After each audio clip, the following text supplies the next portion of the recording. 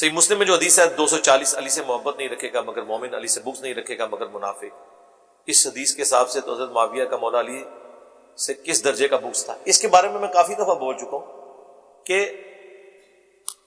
جو شخص بھی دشمنی یا بغض رکھے اس کا یہ مطلب نہیں ہے کہ اس کو اس سے ذاتی کو دشمنی ہوگی. اس کو تعویل کی غلطی بھی لگ سکتی ہے، دنیا کی محبت کا غلبہ بھی ہو سکتا ہے. حضرت معاویہ کی تو آپ کو مثال ویسے ہی سمجھ نہیں آئے گی، ظاہر ہے کہ اس کے بارے میں تو ایک بڑی زیادہ احادیث اور پھر ہارڈ لائن آپ لے لیں گے. میں آپ کو کہتا ہوں ان کو تو چھوڑ دیں. سیدہ عائشہ جو تھی سلام اللہ علیہا، کیا انہوں نے حضرت علی سے جنگ نہیں کی ہے؟ تو ہم کیا کہیں گے کہ وہ مومنہ نہیں تھی؟ جبکہ بخاری میں عمار ابن یاسر کا خطبہ موجود ہے کہ عائشہ دنیا اور آخرت میں تمہارے نبی کی بیوی ہیں، یعنی ان کا مرتبہ کم نہیں ہوا. عمار ابن یاسر سے بڑا کوئی شیعہ ہے نا اس زمانے کا یا آج کا تو کلیم کرے ذرا.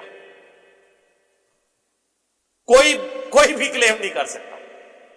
جو حضرت علی کے اتنے خاص ہیں کہ وہ کوفے میں ان کو بھیج رہے ہیں حضرت حسن کے ساتھ کہ آپ جا کے لوگوں کو آمادہ کریں کہ یہ جو حضرت عائشہ طلحہ اور زبیر آ رہے ہیں ان کے اس فتنے کو آپ نے روکنا ہے، جنگ جمل جو ہو گئی بعد میں.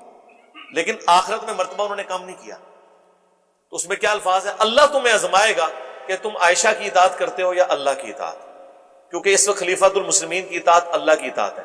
حضرت عائشہ کا جو وہ خلیفہ وقت کے خلاف خروج ہے اس کو عمار ابن یاسر نے ان کے بے ایمان ہونے سے تشبیہ نہیں دی، نہ اسے بغض علی قرار دیا ہے. یہ قرار دیا ہے کہ ان کو گیون سرکمسٹانسز کے اندر ایک بات غلط سمجھ آئی ہے، کیونکہ اس زمانے میں علم غیب نہیں تھا نہ ہوتا. علم غیب جڑا تسی بنایا سی نا وہ صحابہ کی جنگوں نے ہی بتا دیا کہ علم غیب تے شاہی کوئی نہیں رہا. ہاں وہ صرف انبیاء کا خاص ہے، انہیں اللہ تعالیٰ علم الغیب دیتا ہے. وَمَا كَانَ اللَّهُ لِيُطْلِعَكُمْ عَلَى الْغَيْبِ، تمہاری کیا اوقات ہے کہ اللہ تمہیں غیب پر اطلاع دے. وَلَكِنَّ اللَّهَ يَجْتَبِي مِن رُّسُلِهِ مَن يَشَاءُ، اللہ چن لیتا ہے اپنے رسولوں میں سے جسے چاہتا ہے. تو صحابہ کرام کو اگر علم غیب ہوتا ہے، یہاں پہ لوگ کہتے ہیں نہیں غلط فہمی ہوگی سی جو باغیاں نے لڑاتا فلانے نے، اللہ تو بندے باج تکاں گے. پہلے دسو علم غیب کتے گیا؟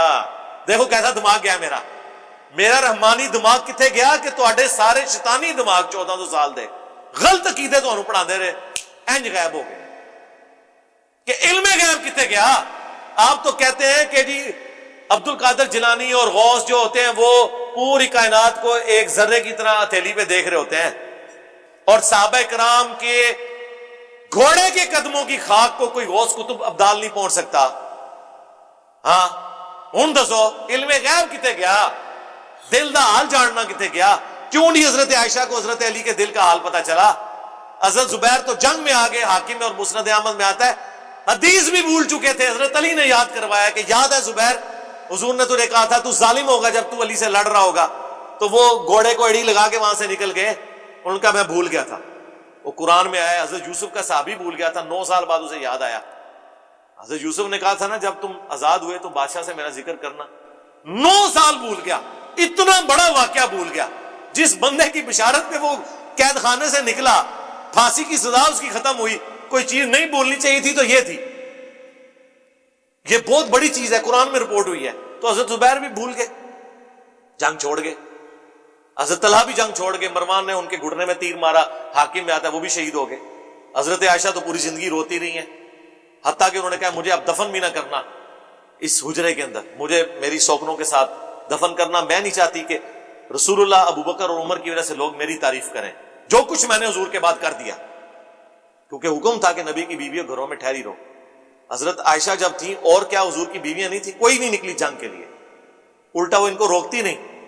بعد میں پھر وہ دیکھ لیں. خیر یہ ایک تلخ چیز ہے. تو آپ یہ جنگ جمل میں مولا علی کے مخالف صحابہ کا بھائی مولا علی نے معاف کر دیا ان کو، سب کے لیے دعائیں کی ہیں.